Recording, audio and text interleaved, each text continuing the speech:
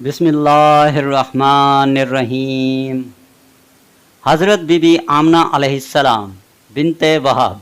हज़रत बीबी आमना अलैहिस्सलाम फरमाती हैं, मैं हामला हुई लेकिन वाज़े हमल के वक़्त तक ना मुझे किसी किस्म की गिरानी महसूस हुई और ना तकलीफ़, बल्कि हकीकत तो ये है कि मुझे ये मालूम ही नहीं हुआ कि मैं हमल से हूँ। अयाम हमल में एक रात को मैं कुछ सोती थी और कुछ जागती थी।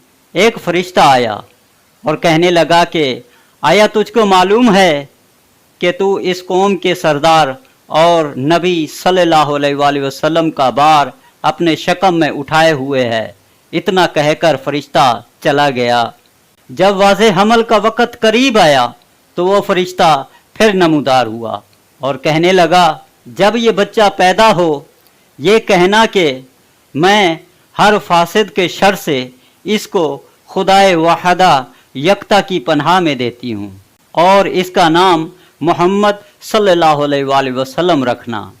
जनाब आमना अलैहिस्सलाम के पास फरिश्ते का नाजिल होना और उन्हें ये बतलाना कि तुम अपने बच्चे का नाम हज़रत मोहम्मद सल्लल्लाहु अलैहि वसल्लम रखना, इस बात का कतई सबूत है कि आप अलैहिस्सलाम मुहद्दा और दीन इब्राहिमी की पैरो थी, क्योंकि कुरान पाक में साफ तौर से ये खबर दी गई है कि नज़ूल मलाइका उन्हीं मोमिनीन पर होता है जो हक के सुब्हान ताला को अपना रब जानते हैं और इस अकीदा तौहीद पर मरते दम तक कायम रहते हैं। यहाँ ये एतराज़ किया जा सकता है कि फरिश्ते का नज़ूल तो नबी पर होता है और जनाब आमना अलैहिस्सलाम नबी नहीं थी, फिर ये क्यों कर मुमकिन है कि गैर नबी के पास फरिश्ता नाजिल हो? इसके जवाब में हम कहेंगे कि ये उसी तरह मुमकिन है जिस तरह जनाब मरियम अलैहिस्सलाम मादर हजरत ईसा अलैहिस्सलाम के पास अल्लाह ने अपनी रूह यानी जिब्राइल अलैहिस्सलाम को भेजा था।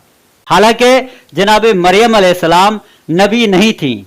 जब जनाब मरियम अलैहिस्सलाम मादर ईसा अलैहिस्सलाम के पास फरिश्ता नाजिल हो सकता है तो जनाब आमना अलैहिस्सलाम मादर हजरत मोहम्मद सल्लल्लाहु अलैहि वसल्लम के सामने फरिश्ते के आने में कौन सी ताजुब की बात है। हमारे चैनल को सब्सक्राइब करें ताकि हमारी हर नई वीडियो आने वाली आप तक पहुंच सके।